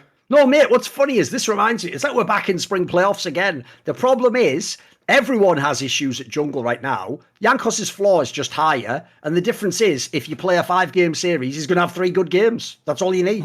You can do that every time against any team right now. And also, the other problem I think they have, quite frankly, is the other teams that would have been able to threaten them, all the other teams, the super teams' junglers just fucking fell apart. Like, the joke is now, for Jankos specifically, to win the championship now probably involves beating Malrang once, or maybe Malrang twice, and then maybe play Elyoya once. That's it. And then he could win the whole championship. These are all guys way less experienced than you, mate. You've got years on them. Every time a team you're beating. Like, come on. I mean, ironically, the jungler that I think that played the best this week outside of Jankos would be Razork. Like, I think Razork probably was the best jungler this last week in terms of like his level of play, but I don't know if he'll actually play him. I mean, I think Fnatic, maybe they get shit together, but even in the games they win, man, it's all over the place. Like, people are always into. I mean, I thought this was probably one of Upset's worst series I've ever seen him play, even though they ended up winning. I felt like this is like, it's like the Perks thing all over again, where it's like all the Upset haters are now going to feel just, they're going to feel like they really did something with all the flames. Like, oh, I knew he was shit the whole time. Like, he had a bad series, but he had a bad series because I felt like they played Lucian and Nami over and over. Right, we'll get to that in a sec. Let's just finish the G2 Rogue thing, though. Let's just set up that series. Like, what are a few factors? Like, I'll give you one that I already am thinking of immediately. Right? What does it do to the draft, do you think, that as you saw in the G2 Misfits series, after game 1, they just forced fucking Misfits to ban Senna, because you could tell no one else was running that Yasuo Senna bot lane, and the problem is, because it worked, people were scared to play against it. Do you think that will be a factor in this series? I'm not sure, because I feel like Tom Kench is not very good into Trimby's champion pool. I feel like that's good when you want to play a lot of engagers, but when you look at Trimby's champion pool, I feel like he's going to be the type of guy that can pull out enchanters and right? just You can farm do the it. Lulu, whatever, Nami, locks, everything. Yeah. So I'm not super worried about that pick. The thing that I am worried about is the fact that Rogue is once again going to have to ban Draven a lot. So they're going to probably have to ban Draven the entire series, same way they did versus Unforgiven. It seems like Flocka just has a good enough Draven that people just don't want to play against it. And then I think that jungle can get pinched. I think that, I mean, what did we see Malrang on? Did he play anything besides for Jarvan? I felt like he played Jarvan every single game. I don't know if he played anything, like, maybe he played a Trundle game in there. There was like a random Poppy game that I'm missing, but he played a lot of fucking Jarvan. Okay, wait, let me see. Game 1, Jarvan. It was 4 Jarvans and 1 Trundle. He played 1 Trundle. Okay. I mean, my point is, I think that this is going to be an issue. Because it was into Poppy. Yeah, I think that this could be an issue, is that Jankos can play the Jarvan. They could like first pick the Jarvan away. And I think that Jankos just has a bigger champion pool. I mean, the Pantheon is something that he played a little bit of. He's always been really good at. He could potentially pull it out. They might be able to do like a Pantheon Talia game. He could play the Poppy, the Trundle, the Jarvan. Not sure if he'll play the Vi, but then like if you get into some of these matchups where, you know, Trundle is down, Jarvan is down, and then Jankos is playing Sejuani, I feel like that's going to be an advantage. I know there's Jankos Sejuani memes from like fucking he'll be fine in it now, of course. Yeah, I know. He'll be the fucking best Sejuani in LEC. That's so played out, that meme, in it, I know. No, here's the other thing I also was thinking, by the way. So I want to ask you, am I going too far on like the movie plot of like the fucking anime, like, I knew that you'd do that, so I did this. Like, here's the question. You know the way I said earlier, in game 1 against Misfits, they just completely fucking tracked Zanzara, and he just could not get any ganks off. Do you think this type of approach will work against Malrang? Because I was thinking the same thing, dude. I was thinking, dude, this is another guy who wants to try like ridiculous early game ganks, and he'll try some mega question ones. So if you track him properly, like, he could be in deep shit early. Yeah, I mean, I think that Malrang could just end the entire fucking series. I think that he could just end the entire series, because it's not only just as like he's just such a fucking weird player. Like Jarvan is one of the champions that doesn't have sustain until level 3, and he just goes a pink ward level 1 every single game with Jarvan. Oh, that's the other thing, dude. I forgot to mention that earlier. That was what made it even more insane, by the way, that they fucked up that game 5 Mad Lions, because Jarvan not only was getting initially like wrecked or whatever, he bought a pink. He didn't even have the pots at the beginning. So holy shit. So the idea you then like whatever 3 minutes later are behind on all these, like, what have you guys done? Holy shit. Yeah, well, I mean, explain as a jungler, like if you start a pro game like that game 5, like, mate, you're just gonna have no agency as the Jarvan, right? Yeah, I mean, you just have to base early, and you're just going to be behind tempo until something happens on the map. And Jarvan's not the type of champion that you want to fall behind on, especially in a game like this, because you're playing against Renekton, Sylas, and Wukong, which are 3 lanes that are hard to gank, hard to even play against in team fights. And then you don't really have much support within your team. Like, you're kind of just there, and your like backline is going to try to like front to back, and hopefully your backline is going to be strong enough to carry the game. So that was extremely bad for Marong. So I just think that these types of things will get exploited. You know, if he gets invaded, I don't know how he's going to get back into the game. Basically, I agree with you on the jungle side. I think the jungle side goes heavily towards the G2 guys. You hinted at it, but I actually think the only angle, if you're the guys from Rogue, that you could focus on it is your bot lane. Because as you say, mate, Targamas's picks against most other bot lanes are causing problems. Trimby's the guy who's the counter, mate. Like, I actually think the bot lane of Rogue, if they're set up properly, has a chance to win in this series. Because that's the thing. Even though all the Flackhead fans are going to go, why are they bringing it up again? He won the series. Because he wins when he's not the focal point, for fuck's sake. If you, like, as Dom said, if you make a whole LPL comp there, he has to carry the whole game. He's not going to do it. Like, that's not hating. It's just not that sort of player. So to me, it's like the Rogue bot lane, if it is not molested, if it is allowed to get ahead early in the game or stay even, like, once they've been drafted, they can definitely carry some of these team fights. Yeah, I mean, you saw what happened when G2 tried to do like the playthrough bot lane strategy. Lucian and Nami, let's see how it looks. It's like they got fucking smashed by Misfits. They got absolutely fucking wrecked in that game. So yeah, that's definitely the weak part of G2. It's always been. I mean, people will try to change it and be like, but like Flocket had this game where he popped off at it's the problem is you can't reliably play through them. Yes. Like that is the issue. So I feel the same way about G2 as I did. It's always just been a Capsienko's team. I don't think the bot lane is bad players, but they are rookies, and I don't expect them to win many lanes. Like I don't think that they're going to win lane against Trimby and Comp at a degree that's going to give them an advantage in the series. And I just think that the jungle issue is just like, yeah, and the jungle issue is just too much for Rogue to overcome here. Fun fact, the way that Marong learned to buy less pinks is because Rat was on my stream, spent a full game counting how many pinks he bought, told me it, I tweeted it out, and Odo saw my tweet. I had Odo on one of the live views recently, or the co-stream. I had him on an NA co-stream. We were like, yo, how did Marong stop buying so many pinks? Like, what happened? And apparently Odo just saw the tweet and was like, yo, Marong, you're actually spending 2,000 gold a game. So honestly, I take credit for them beating Mad Lions. Yeah, exactly.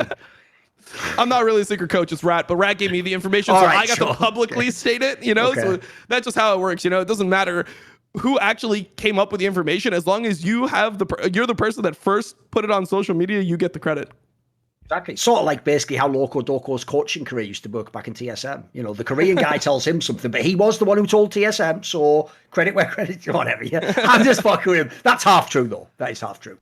Obviously, we're right in smack bang in the middle of the LEC playoffs. All sorts of crazy games. World spots at risk for some of the teams. Some teams are going for championships. Some are looking for their first championship. So, of course, I've got a bet for you. Now, look, you don't have to only bet on the LEC. Like right now, not only do they have all the other major regions, but if you look, they've got all the EU Masters games in case you want to bet on those, if you like to watch Tier 2 and Tier 3 in EU. But of course, I'm going to go for LEC. The two big games, we've got Fnatic's a pretty big favourite over Misfits. Probably should be. G2 should be a favourite over Rogue. Most people have G2 winning the championship. But here's the key thing. I actually think if you are certain G2 wins, these are good odds for G2. 1.488. My problem is this.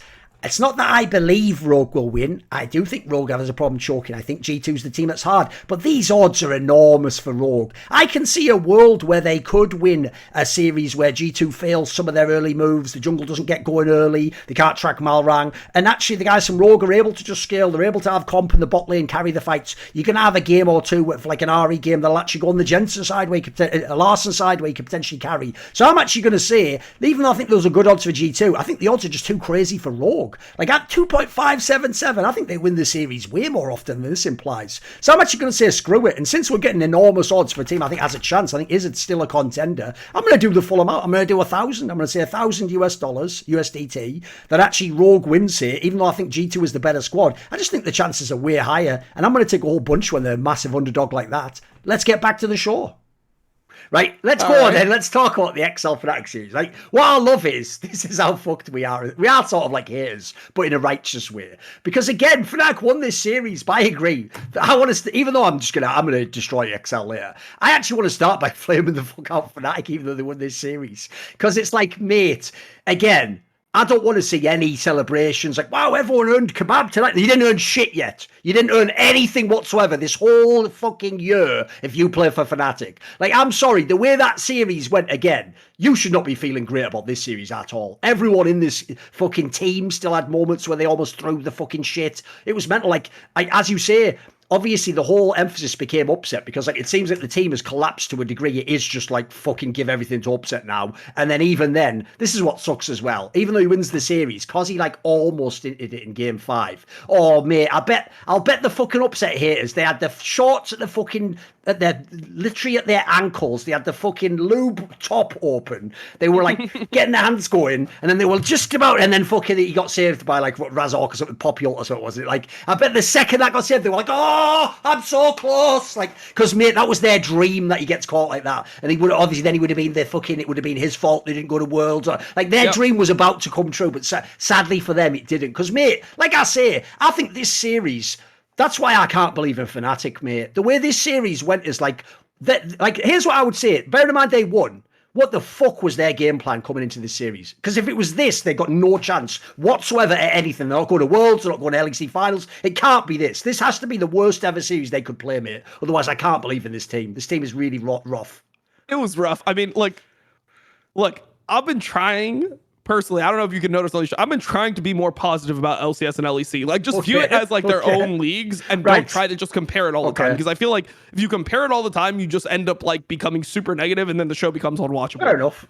This was a game this was a series where you could tell in the final games, like everyone was just choking out of their minds. Like there was some of these final team fights in this series where it was just missed skill shot, missed ulti, missed skill shot, missed ulti, and then one team ends up winning. Like there was some games where it was like, everyone is choking to such a degree because they all feel the pressure. Like both teams feel like they're supposed to win. That, I mean, it became a complete shit show by the end. I mean, there was one fight around Dragon where I think that like there was like 5 missed ultis before the fight even started. These are like, bro, missing one of these ultis is supposed to be the crucial thing that loses you a team fight, but then you have 5 of them in the same fucking team fight. So super rough from that angle. But yeah, I mean, I guess Fnatic ended up clutching it out. Like there's some things to take away from this, like the Yuumi, not banning Yuumi game 4 and game 5, that was pretty ballsy, because that's something where if you don't ban Yuumi and you lose game 4 and game 5, can you imagine what would happen to Yamato? Like, why his meme after the game was fucking fire. It was a 10 out of 10 execution where he did the meme where it's like, they found a scroll that contains a secret and it says ban Yuumi, but then Yamato goes, I can't read lol, and the joke is he didn't ban it but they won anyway. No, I agree. That was another example. Like I said about the joke is the same way the upset haters were ready for that int, the Yamato haters were ready for that fucking draft to be called out forever as like, he doesn't know the game. Why not ban Yuumi? Yeah, exactly. He's an idiot. But here's the thing though, the reason why that tilts me is this, Dom. This is actually something in this episode that obviously at the time of recording, it's not the day that this comes out. I've just released today the first part of my reflections with LS, right? And in it, one thing he starts to broach, which becomes like, it's obviously a major part of his philosophy right now in draft, is he actually thinks it's about like, it's not just about the idea of like fucking, I want to ban this. Like you can't really be going into a draft like ban Zeri. When? No, just ban Zeri. Oh, okay. Ban Yumi. Like there's that's season 3 thinking, guys. That's like ban the Kassadin. Like that's you can't do that in the modern draft. The question is, what are you going to give up in order to put it that high in the priority, right? And people are acting dumb for real. Like genuinely as a Western coach, you can just pick fucking like Red Side and be like, first ban Yumi, and that just automatically win the draft.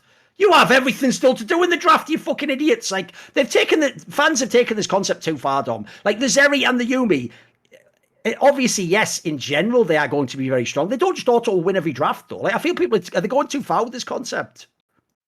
I think that sure, you should be able to play into certain champions, but I think that there are, like, a couple bans that you can just be like, ban this, the whole fucking series, we just don't want to deal with it. Just give one ban to this, the entire series. I mean, you see teams do it with Draven right now, right? Like, you see Rogue being like, it's literally just the same thing you said, like ban Draven. We are banning Draven every single game, every single side. Just it's one of our bans, right? I think that there's not enough OP champions in the game right now, because when you look at the other champions that are being banned, like sometimes you see Zeri banned, but like you can leave up Zeri versus Sivir. That's not a huge mismatch. There's Poppy being banned or Trundle being banned, but you can leave up Poppy and Trundle. You could exchange them. There's not those like must ban hyper OP champions that don't have answers in the meta. Like right now, there's a lot of parity where like champions will have answers, so you don't need to have like these distinct 3 bans on red side. The times where it's hardest to play red side is when you actually just have to ban OP champions because there's no good answer. Like the good answers just yes. Look poor. I think that in this series, like I was on the side of banning Yumi. I just think you should have banned Yumi because they were looking. The problem was that XL looked like they could play it with not only the Sivir and the Zeri, they were then doing it with the Neela as well, and it's like, oh shit, like now if they're doing it, now if they have this other champion, the Neela was looking good versus them, I was like, maybe you just want to get rid of it completely. So I was on the side of just ban Yumi, make your lives easier.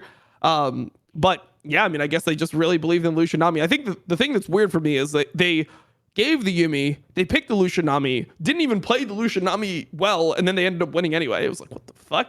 Like, all right, I guess leaving Yumi up worked, but I felt like it was more that XL was just really fucking choking it more than like this draft strategy. Let's get into that part, by the way, because obviously if Fnatic weren't so famous and didn't have so many star players and weren't supposed to be a super team, this whole series would have been starting with XL, because the reason you'd roast XL is on paper they were the favourite. They were supposed to win this series. I even think if you look at the first 3 games, this is a 3-0. Everything, draft's great, the game's looking great. By the way, in the first couple of games, the players are clearly confident. They know what they're doing. They're getting the picks. Marcoon's good, Upset's good. Like, Nuke Dog's all good. It's all fine. Everything's looking great. And then there's the point in game 3, like, mate, this is going to haunt XL like that fucking spring finals haunted the guys from Rogue when they first made it, and they could have 3-0'd and they didn't manage to do it. Because, mate, the way they tossed this fucking game 3 is so gross. Like, this is the shit you have nightmares about. You wake up in a cold sweat, like, oh wait, I'm not even in that fucking game anymore. Bloody hell, that was years ago. You know what I mean? Like the way their choice in this game, mate, was so. Here's what I hate about it: the game 3 one, where if people don't know, it's the one where basically they could have just taken the Elder and they say fuck it and go take the base, but they don't succeed in doing it. What I hate about this move is this: that's not an XL move. Dude, XL normally would be the smart team that would just back off and take the Elder. Like, why not take the stats? You know what I mean? Like, why are we going? Why gamble for that? Like, that's the move I would expect G2 to make. Like finish the game now. Just go for it. Like, I thought that was such a that because here's the problem, Dom. I have to speculate that what happened was they really did see the series right there. It was like, you know those fucking wrestling matches where they put the belt on the ladder and you can see it. And the idea is every time where you beat each other up, you climb, you try to grab it, and then the guy comes from behind you and tackles you off. It's like they could almost touch the series win, and they greeded for it. They just greeded that they could end the game. Because if you look back now, every time you just go back and take a free Elder, why wouldn't you? Yeah, you take Elder and then Baron and try to play it out. I think the main reason that they did that is because they felt like that was going to be their best opportunity because of how hard Twitch inted it. And like Twitch in that game 3, he still had flash up. Like Upset made a massive mistake there where he didn't end up flashing the Sejuani ult, where he had full vision of the Sejuani. Like Nocturne ult came in earlier, but by the time he saw Sejuani in front of him. He did not flash the Sejuani ult, and all hell broke loose. You know, like, I mean, he died and they were in a position where they could never lose. So I don't hate it that much, that ending, because I do feel like if Fnatic plays it well, they're going to have to turtle out. They're going to be a disadvantaged situation. I just can't really see Fnatic losing a fight when Twitch has flash up and he has the Yumi on him, because that fight, like, he was split off from the team. It did feel like it was one of the best situations possible. And I think they could have looked for the end and went back. The crucial thing was that the Sivir ends up getting ulted into the whole team, or into the Nexus, and he dies, and then you can't even contest. But they also didn't have to. There's the other thing. They also didn't have to fully commit as well. They could have also backed off of it, right? You're still in the game. Yeah, you don't have to like make it the whole game flip. Yeah, definitely. You could look for it and then judge things as you go. And there's nothing wrong with that. Like, there's no one that has just the absolute perfect like idea of how much damage you're going to do to the turrets versus the enemy champions with the death timers. Like, that's just like, it's instinctive. It's off feel, of course, yes. Of course, people are going to after the game be like, oh, well, it's so obvious that you can't end the game. Trust me, you don't fucking know. No, it's really it's like the classic one where they all said, so all Soaz had to do was hit the base one more time. He doesn't know that in the moment, you fucking idiots. Like, it's all happening real time, innit? I know. Yeah, like, and you have to make the choice, or like, are you going to zone or are you going to hit? Yes. So I think that it's fine to like look for it, right? But you have to do just that. You look for it, and then as the situation progresses, you have to be very conscious of what you're doing and what the situation is, and then call it off when you see the crucial things. When you're like, oh shit, it's like 10 seconds and they have Gragas. No, let's just go back Elder. We can still do Elder at that point. You know, you just have to weigh it out in the moment. You have to have that in the moment shot calling, which that's another thing. That's where experience comes in, right? Yep. That's the things that there's another I thing, dude. G2 does well. That's another reason it's hard to believe in XL, who, as I told you on paper, my head tells me should have won this series, but this is exactly why I picked Fnatic, because there's another problem. I'll tell you what, there's plenty of people who are really smart, by the way, when they're not under pressure. You put them under pressure, I can tell you right now, like, I always describe it like this. If you're not used to pressure, it's like you get trapped in only the conscious part of your mind and you can't access your whole brain, it feels like, and you just reacting like on like fucking stimuli and like instinct, like a fucking animal. Like, you're not even thinking at that point in time, because mate, XL, when they're under pressure, become like half as smart. They're actually a really legit team when it's just a random game against not a big opponent. They've got the right draft. They're playing normally. Like, the joke is, this moment where they almost ended in 3-0'd was like the last moment where they ever actually were going to win this series. From that moment on, you could just see, like, I don't know if Fnatic could. I wonder, because on their side, I'm sure they must have a dysfunctional comms, and I'm sure their team's all over the place. But I wonder if Fnatic could even see it, mate, because I could tell when I was watching this series, like, oh, that's it.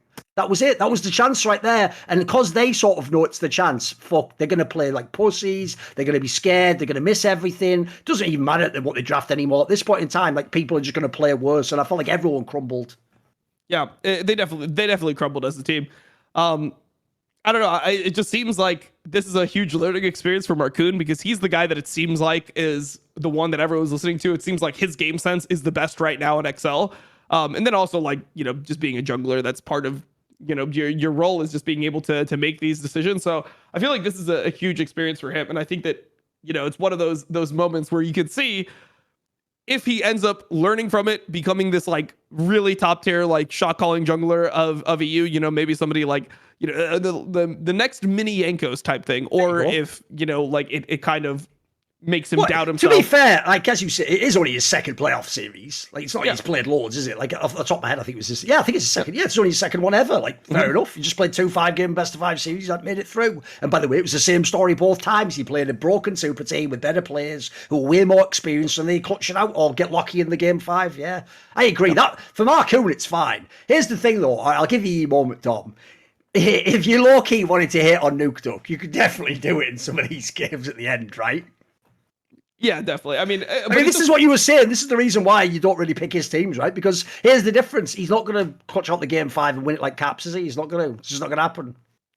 Yeah, I don't know. I mean, he's just never been it for me. And I think that actually, like, Nuke Duck did, or like, Humanoid did step up over Nuke Duck. Like, Nuke Duck did get outclassed in the last 3 games of the series. I mean, this was probably the best we've ever seen Humanoid and Razork play together. They were actually the 2 best players on Fnatic, I think, overall. So, yeah, I mean, it was tough, but I mean, there was just some really weird games. Like the game 3 and the game 4, I believe those are the ones where Nuke Duck had Ahri. The Nocturne in game 3, and then so game 4 and game 5. Game 4 and game 5, they had the Yuumi Ahri combo. Yes. And Mickey X would not leave Nuke Duck. Like, you just put the fucking Yuumi on the carry. You put him on either the frontliner or the carry. You never put him on Ahri. And he was just on Ahri the entire fucking fight. It was so weird. Like, I just don't know how they made this decision. I don't know if Nuke Duck's like calling for it because he was ahead in the game at a moment. So he's thinking, put it on me, like with the extra stats, I'll carry the fight. I'm not sure if that's the dynamic specifically, but I thought this was like an egregious level of Yuumi play. So, I mean, it's like one of those things where I don't even know if it was a good decision to leave up Yuumi, because if Mickey X just played well this game and, you know, he wasn't sitting the Ari perma, I don't know. I feel like it just would have went poorly for Fnatic. I don't think Fnatic But that really was, deserved I was to win. going to try and like battle you on that with like theory crafting, but I actually realized the problem is it's not like they're picking any of the engaged champions right now, Dom. So I don't actually know, because here's the problem. If this was a meta where if you banned Yuumi, then Mickey X is like forced to pick like Thresh or some of his engaged champs, then maybe actually you create a scenario where now he can like carry a game against you. But actually he would have only picked some dog shit like a Lulu anyway. Like it's not like he's going to pick someone that's good for him anyway. So I actually agree. I don't really know actually how giving him the Yuumi hurts him, if you know what I mean. Yeah, I mean, I think that giving him the Yuumi, it would have just been a win for XL if XL just play. Like, it's like they forgot how to play Yuumi at some point during the series. They were just like, yeah, you know what, just sit on the Ari. Like, it was just some of the worst Yuumi play I've seen in a while. But yeah, I mean, I hope that Fnatic don't try to do that, because I feel like Misfits might be the team where if they give them Orin Yuumi just the same way they did XL, seems like that really is Misfits bread and butter, and I don't think it will do them any favors. I just feel like there's just easier ways to beat XL. Oh, and by the way, since you said it earlier, yeah, let's revive the topic. Since we have, like, this show, because it's only been this year, unfortunately, this year, Razork's been under the spotlight. He has been a target for criticism and scrutiny, justifiably. Sometimes it might have gone a bit too far, we'll see. If I had that mid laner fucking inting all the time and my support ints, I might also have a hard time. But even so, you just look at his play. If you look at his path and he's had issues, it looks like he doesn't connect with his teammates.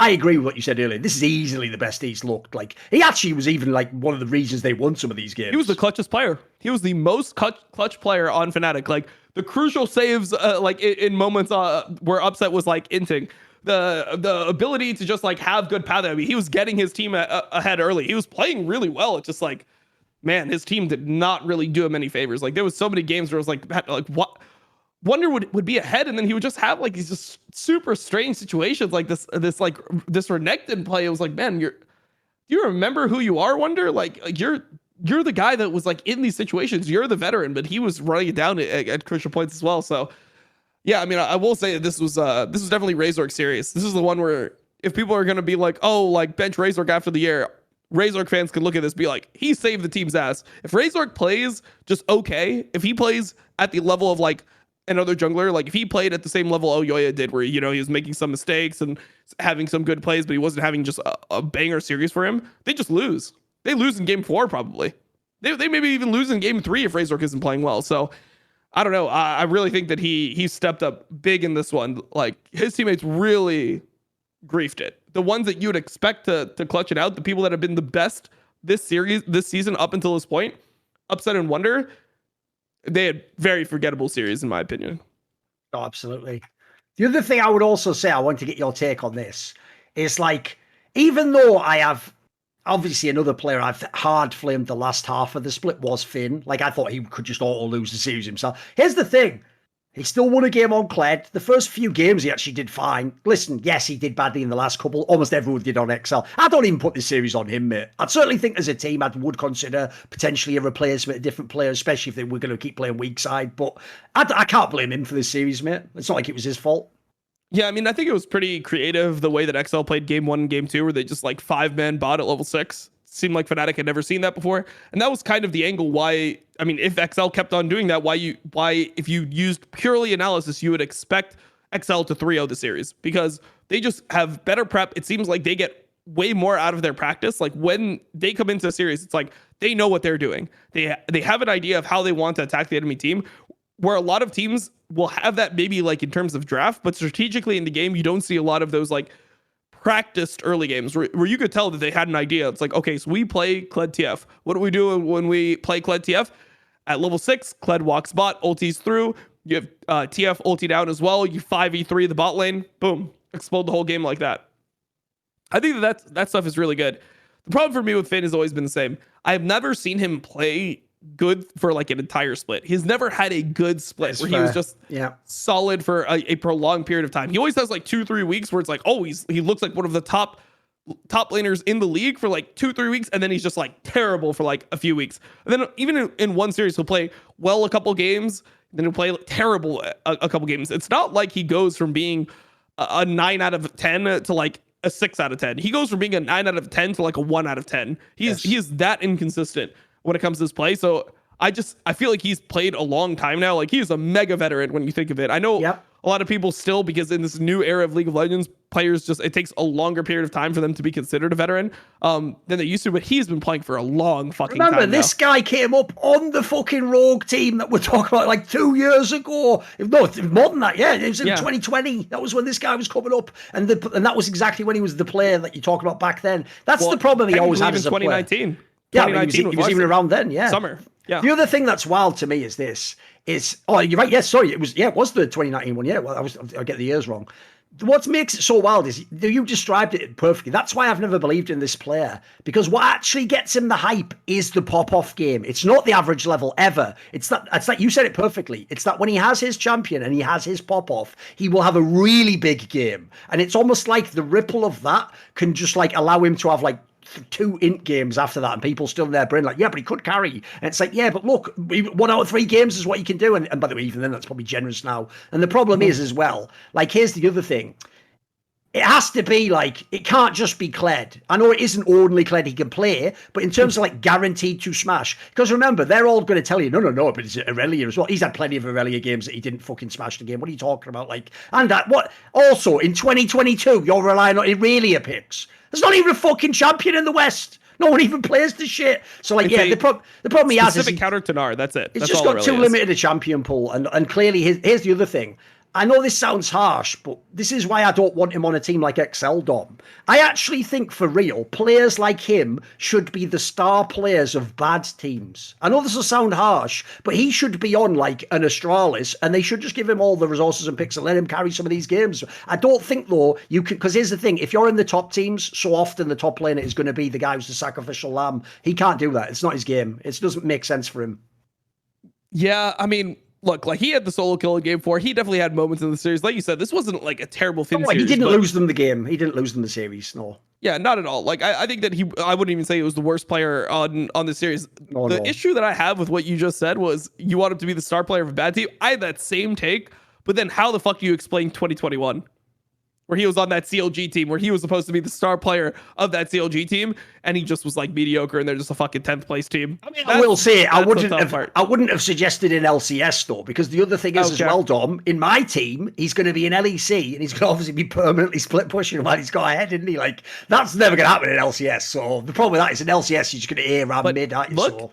When he was in LCS, he had one of the most successful players in the history of LCS in Wild Turtle. He had Poe Belter. He had an EU jungler, Broxa, to go with the EU top synergy. By the way, top synergy. The one area I can't give him a break was, I actually even thought on paper that was not a bad team. That was a decent set of players to have put around you. It could have been way better than it was in the game, for sure. I thought they would be like a 6th place team. I was surprised how shit they were. Like, I was like, damn, they really are terrible. Yeah. Right, what about this then? So let's just do it then. In theory, there are 2 series left. We know one, we've already done the G2 Rogue one, obviously. We know Misfits Fnatic happens now, and then the winner plays Mad Lions. So let's just do the Misfits Fnatic one. Basically, the problem I have here is this. I don't really have any reasons that Fnatic should win based on that series. So if I end up picking Fnatic, which I'm really 50-50 on this one, I'm sort of doing it just because I don't believe in Misfits if I do that. So here's the question. You said earlier, probably Fnatic. What are the reasons why Fnatic wins this?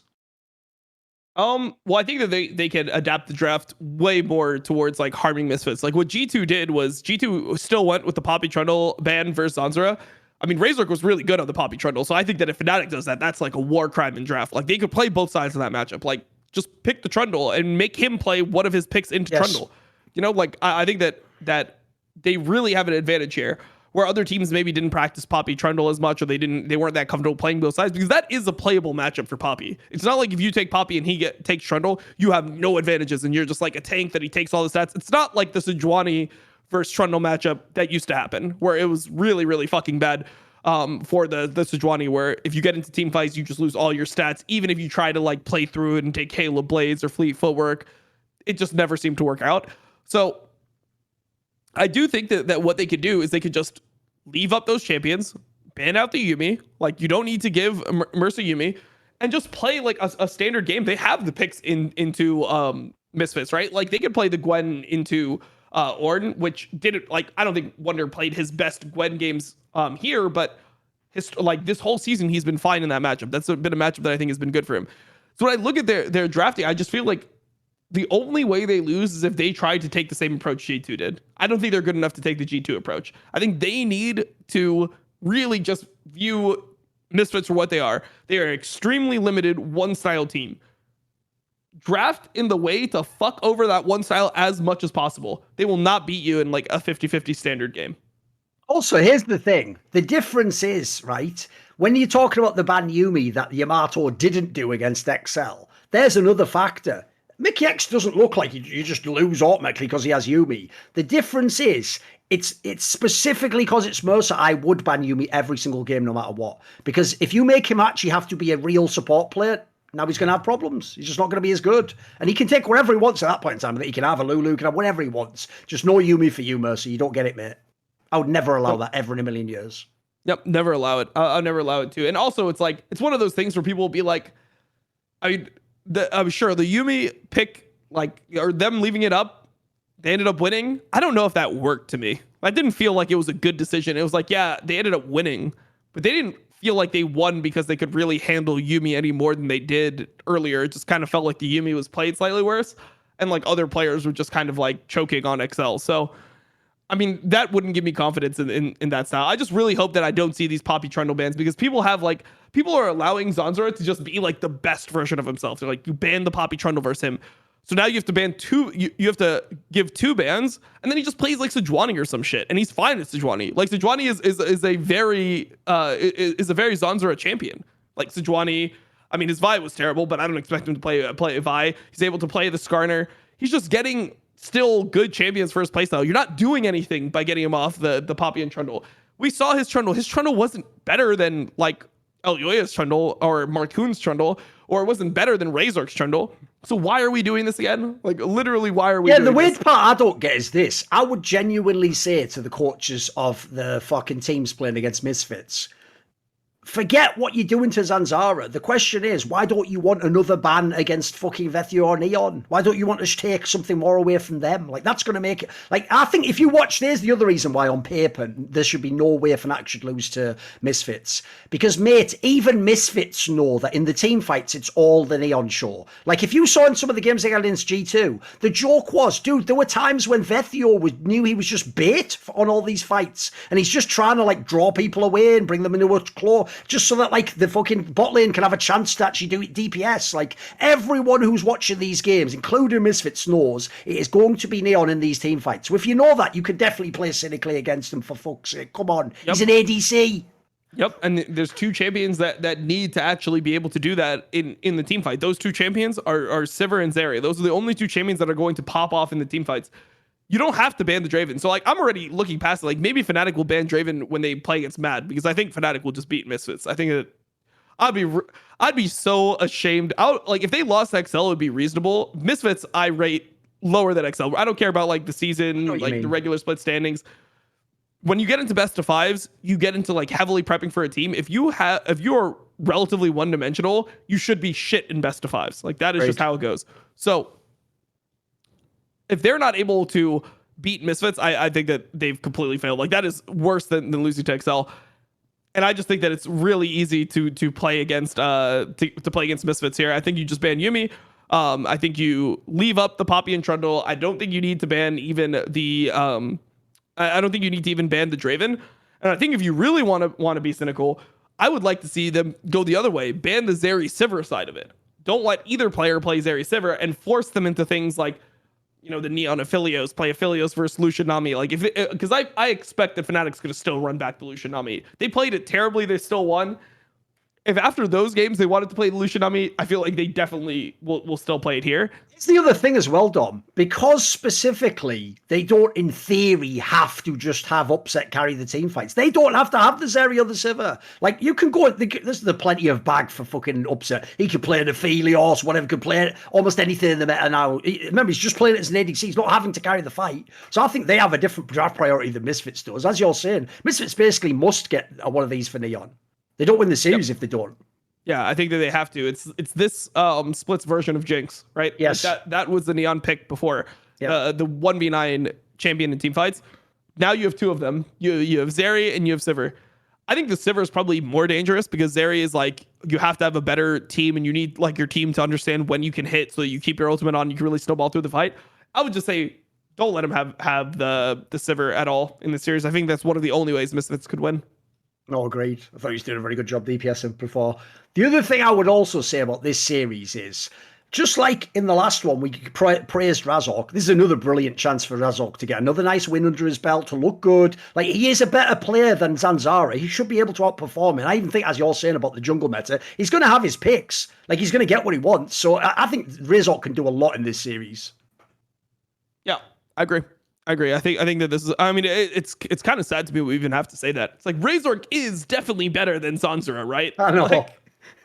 Like Jesus. I am reaching to give him credit there. I don't fucking know.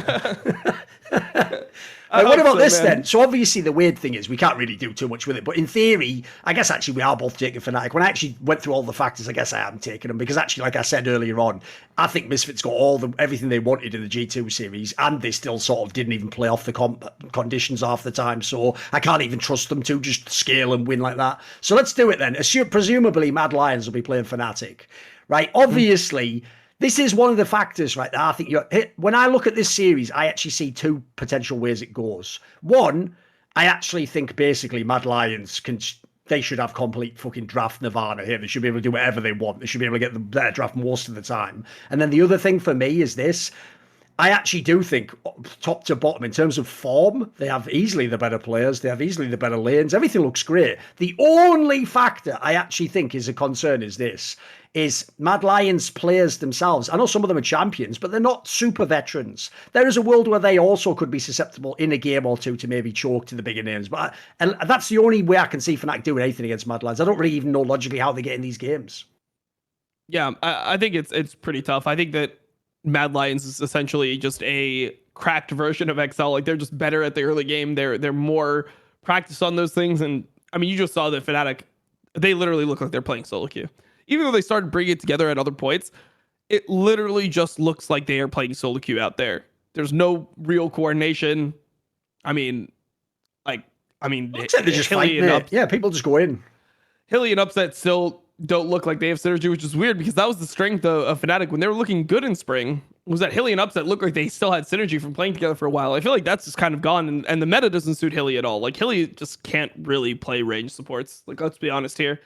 Yuumi is, I mean, everyone can play Yuumi because, people can play Yuumi with their fucking feet. But if we get into Lulu and Nami, like those types of games, I just don't expect them to perform super well. I think Kaiser is similar, but Kaiser's just better than Hilly across the board right now, it seems. You can at least rely on a bit of restraint from him. Yep. At least he's going to play with a little bit of respect and some breaks, you know. Yeah, he won't just like mercilessly I mean, Hilly's Nami was so fucking bad. It was actually There's another thing, bad. by the way. This is why if a player's a great player, you have to point out their weaknesses. Because, mate, Nami's just not even a Hylissang champion. Like I've just described earlier, first of all, it's about holding the ult. That's not the Hylissang way. Secondly, you are so squishy early, you can get blown up with any misstep. Hylissang loves to go for those mad gambles. So, like, it's just not a champion for him, mate. It's not for him. Yeah. I mean, the thing that you need is you need low cooldown spells that have potentially really high reward. That's what Hilly's good at. Like Nautilus hook, you know, like Pike hook. Like those. He needs to be able to just walk up and like try to kill you. Like, oh, can I hit this? Oh, okay, I missed it. All right, like I'm backing off. Nami, you can't do that. Like the only way you try to make a play is like a fucking flash bubble, or you just ult somebody, and it just like you see the ult traveling so slow. That is just not a Hilly champion at its core. I think the Mad will win that series when Fnatic plays them, because I do think that Fnatic should be able to beat Misfits. I mean, they're just lucky. Fnatic is just lucky that there's 4 seeds right now in Worlds for LEC. They're super lucky. Dude, that's the maddest thing. I actually hadn't even thought that far because I still haven't recovered from XL losing. It's like, fuck. Yeah, in theory, Fnatic should go to Worlds now. Shit. Fuck! Here's what's whack about that, Dom. If they only go to Worlds by beating Misfits and they get utterly shit on by Mad, that's going to be really underwhelming, isn't it? Like, holy fuck, they made it after all that. Basically, by the way, just because there was an extra slot that you weren't even supposed to have. That'll be kind of whack in a way. That will. Yeah, and then you look at the play-ins, and the way play-ins works, it's going to be actually pretty high. Yeah, because one seed slot misses. Yeah, one seed can't make it throughout the major regions, right? There's only 4 slots and there's five teams. Yeah, you're right. Yeah. So there's a chance you'd fail play-ins. Fucking hell. Look, I'm not sure. I've been pretty big on like that EU's better than NA thing. Recently, I don't know if 4th seed from EU is stronger than 3rd seed from NA. Like, if they're going to be that much better that, like, let's say, like, dude, if TL is the one that makes it over EG, because right now, TL and EG both cannot make it to Worlds. So LCS is actually pretty exciting in that situation because everyone just wants to see one of those teams that's really hyped up fail. If TL ends up making it versus Fnatic, like, damn, that is literally just the same team twice. I would love to watch that best of 5. I mean, I would assume that the EU team would probably win, like, EU super team better than NA super team, but my God, that would be just an absolute shit show of best of ones. So, mate, what sort of clown are we going to look like to the fucking Asians when we're making super teams and they're just battling each other the plane? It's like, come on, bro. Like, we just look like idiots, don't we? Like, meanwhile, by the way, as usual in the LPL, they can just bring in fuckers like Wayward that you've never heard of. And they're just fine. They're just world class already immediately, like day one. I bet no one watching this show even knows what I'm talking about. They don't watch LPL. Like, you don't, but don't worry, he's way better than all the rest of the West. Don't worry about it. Yeah, Wayward is pretty fucking crack. It's ridiculous. Also, like, they'll just play the champions that are strong. Like, we have this aversion to Gnar in the West. Like, people are like, nah, Gnar is not a good champion. Bro, that champion looks... It looks like it's the fucking CEO of LPL. Like, you just pick Gnar, and that shit in team fights will just land an insane ult. It is so threatening. And then it just starts winning side versus everyone. So, yeah, I mean... Look, it's top esports and JDG. They can't be in the play-ins. They're already 1 and 2, guaranteed. So you won't have to worry about that in play-ins. But the thing that's different is like an LPL super team. If you fail, you just don't make Worlds. Like if you're BLG and it's like a failed super team, you're getting like 9th. Like you get like 9th, 10th place in the LPL. So you're not even fucking close. The problem here is that they're just giving away spots.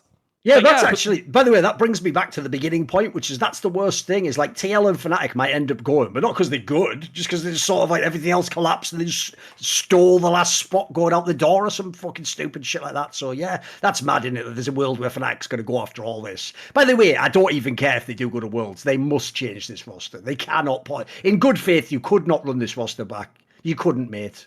Yeah, and I'm talking like it probably has to be pretty drastic changes, like at least 2 players, at least. Well, it's like weird, right? Because the person that was like the most obvious would have been like Humanoid, right? Because it looks like he just simply does not give a fuck. Like it looks like he is just trolling the fucking games. What happens if he ends up like clutching it out and he's one of the main reasons you are at Worlds? And then Razor steps up too, and the people that are looking bad at the end of the day are fucking upset and wonder. What do you end up doing then? Are you really going to bench Hillsong? Are you going to bench Upset? Are you going to bench Wonder? Like, those are fucking tough decisions. Well, there's going to be some very hard choices, yeah. And by the way, the reason why those choices are extra hard is because, God forbid, like Mickey X style, that guy goes to another team and then it's like an MVP candidate immediately, and then everyone's just telling you you're an idiot for firing him, you know? Like, that can obviously happen with Hillsong, can't it? Like, it's on the table. He's done it before. He's had probably the crazy... I mean, he has. He's had splits where he was in the spring, he was the MVP candidate. Now he's just complete trash and no one even wants. Like, fucking hell. That's that. But the point is that can rebound the other way too. Like, he might be the MVP candidate of spring 2023, mightn't he? Like, I wouldn't put it past him. No, I mean, if you give up Hillsong, you just know the next split, he is just going to be absolutely popping off. He'll be like, what the fuck? Like, wait, he's just the best player in the entire region, and everyone's just gonna retcon it again. It'll just be, it'll be the same thing as the Humanoid thing, where the whole community will be like, well, of course he's this good, bro. This is Hillsong. Like, oh, that's gonna be a nightmare. I'm happy I'm not making the decisions for Fnatic right now. But that GM probably has the hardest off-season of any team since the G2 one, by the way. It was the same scenario. It's like, right, who do you kick out of, like, Mickey X, Wonder, and Reckless? Like, fucking, why do I have to kick any of them? No, you must kick most of them. Like, all right, then, my job on the line, I guess. Fucking hell. The thing is, Carlos just doesn't give a fuck, right? Like, Carlos is just like, luckily, fuck all those guys. Luckily, he tanks it, exactly, yeah. Yep. Right, what about this, then? The one other angle I wanted to ask was, is there a world, you think, where Fnatic can actually, like, I have to ask it because of the players, can they series by series? Because remember, it would be 2 full best of 5s till they would be in the final.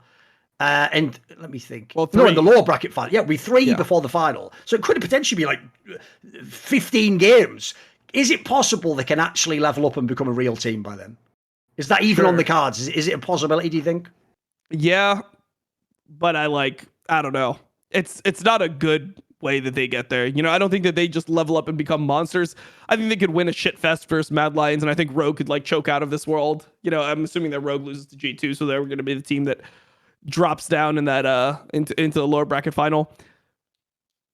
I mean, that doesn't really. I mean, if they just made the final with this roster and they do it in the same way that they beat XL, I'm not super impressed with that, right? Like, I'm not one of the people that's going to look at that and be like, okay, well, now I believe in them as a team. They actually have to look like they know what they're fucking doing. Like, I like seeing teams that have that feel like they've gotten value from thear practice. I have not seen Fnatic do things like XL did, for example, in the first 2 games, where it's like they have practiced something. Okay, we are going bot at level 6 with our top laner. So here's the timing. TF has ulti at level 6. Our top laner is going to TP top. He's going to get the push. The enemy top laner is going to have to TP. And then on a base, instead of our top laner going back top, he's going to run bot. They're going to 5-man dive. I've never seen something like practiced come out of Fnatic. It just feels like they're kind of just feeling out the game and just like all doing whatever.